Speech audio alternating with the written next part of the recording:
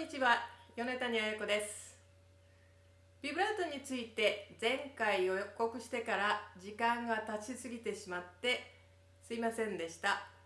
コメントをいただいて初めてそんなに時間が経ったと気がつきました。前回のビブラートのビデオについてはここに上げておきます。ちょっと硬い表現ですが、佐々木陽一氏役のバイオリン演奏の技法というカール・フレッシュの本の中で、カール・フレッシュはビブラートについて、ビブラートは決して瞬間的に用いられてはならないこと、必ず高められた表現への要求の結果としてのみ用いられなければならないこと、そしてその要求はさらに演奏され解釈される曲の音楽的内容にその根拠を持っておらねばならないと、なんかすごく難しいことが書いてあるんですけれども、私はジュリアドでラヴェルのクワテットの初演をなさったフィリックス・ガリミエという先生の室内楽のクラスを取ったんですけれども、先生はよくビブラートは口紅のようなものだとよくおっしゃっていました。ピクニックに行くのに真っ赤な口紅はいらないだろう。だけど武道館に行くには着飾っていくから派手な口紅が合うかもしれない。それと同じで、モーツァルトにすごく広いビブラートで速いビブラートは合わないし、またチャイコフスキー、ブラームスなどのロマンティックな曲には大きなビブラートが合うかもしれないというようなことをおっしゃっていました。というわけで、ビブラートは装飾品です。歌を模倣する表現としては不可欠ですが、ある程度きちっと音程が取れて明瞭な音が出てからビブラートの練習はした方がいいと思います。個人的な意見ですけれども、例えば初めからビブラートの練習をするのではなくて、鈴木の本の4巻とか5巻まで行ってビバルディを弾けるくらいになってからビブラートを練習するのがいいのではないかと思います。ただお子さんの中では耳で聞いてそれをうまく模倣するお子さんもいらっしゃいますから、それはそれでそのままやっていればいいと思います。ただビブラートを自動的にかける癖とか、またやたらとビブラートで音程を直す癖がついてしまうといけないので、ビブラートはもっと意識的に練習した方がいいと思います。ビブラートがうまくいかないという場合は、多分に左手でバイオリンのネックを握りしめているということがあります。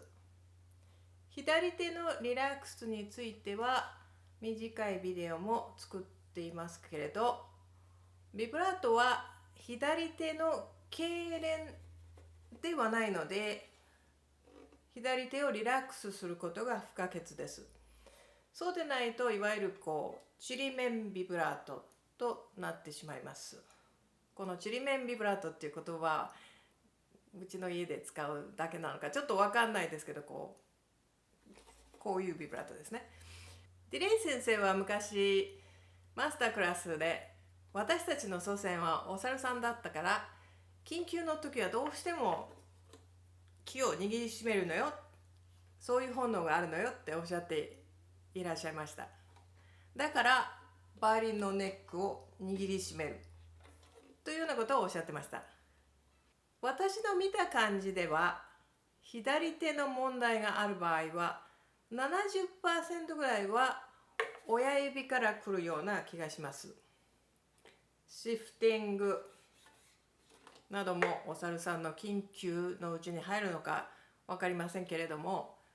どうしてもバイオリンのネックを握りしめてしまってそのシフティングが動かないとかいうことがあります。それを意識的にその本能に従わないようにする必要があります。そのためには親指はまっすぐで、といっても突っ張ったまっすぐではないんですけど、自然なまっすぐである必要があります。親指を曲げてしまうとどうしてもバイオリンをこう握ってしまう癖がつきます。それから親指というのはこれをやってきていくこれのこう逆の圧力っていうのは絶対いい音を出すためには必要なんですけれども、親指にはそんなにファンクションというかそんなに仕事がありません。でも普通の人はこう親指をこういっぱい握ってしまっていろんな問題が起きます。これはビブラートの前の左手のリラックスについてですけれども、これはカン先生に教わったことなんですけど、例えばこう音程はあまり良くないですし、それに音もあんまり良くないんですけれども、例えばこれがこう親指がなくても弾けるように、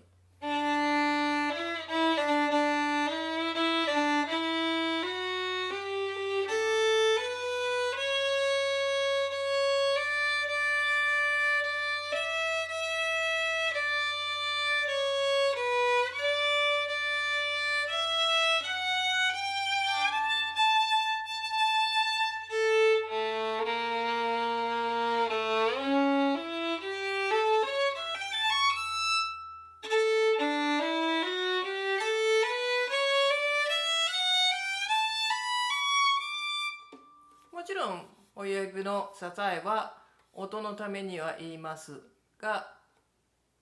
それをするとこの親指がこうじゃなくてこうでもなくて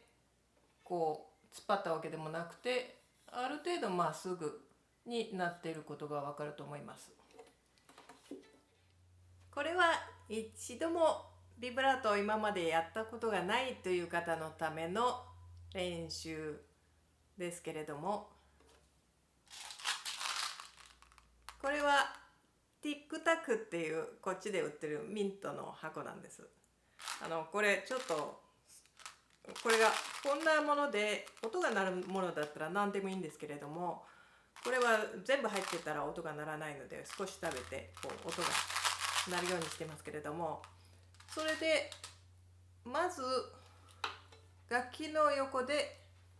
まず力を抜いてなくちゃいけませんから、まずブラブラブラブラブラブラとしてこ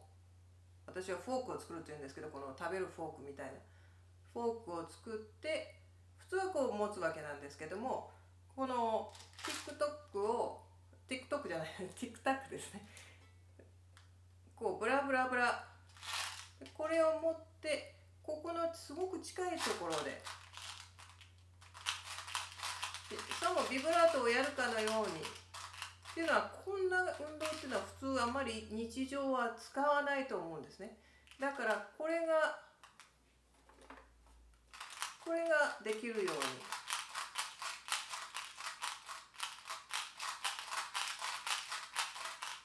例えばここの3のポジション、ここのポジションでもいいですけどもできるように、それができたら今度は同じような動きを、結構難しいですね、こう今と同じような動きをができるように、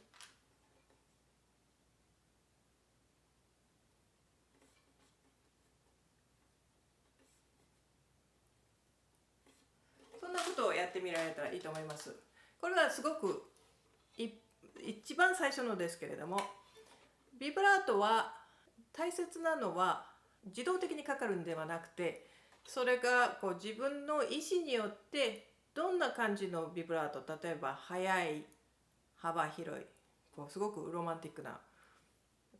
ビブラートになりますけど、それからゆっくり幅の狭い、ゆっくり幅の広い、こう4つぐらい、最低4つぐらい種類があると思うんですけど、それが自分が思った通り、まだそれの間にもまだ中間ぐらいのスピードっていうのもありますけども、それが自分の思ったように調節ができるようになるっていうのが大切なことなんです。次回にはディレイ先生の教室で実際にやっていたエクササイズ、ビブラートエクササイズについてご一緒にやってみたいと思います。それではまた。お目にかかりましょう。